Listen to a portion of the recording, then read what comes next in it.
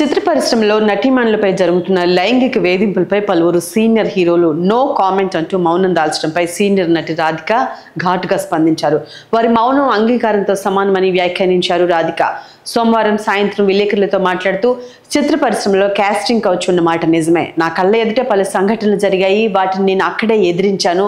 బాధితులకు అండగా నిలబడ్డాను.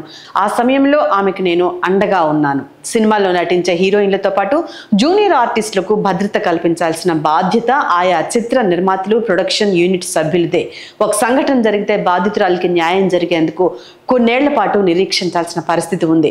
ఉదాహరణకు నిర్భయ కేసే తీసుకుంటే 8 ఏళ్ల సమయం పట్టింది. ఈ లోపు ఆ బాధితురాలు ఎంతగా మానసిక క్షోభకు గురవుతారు.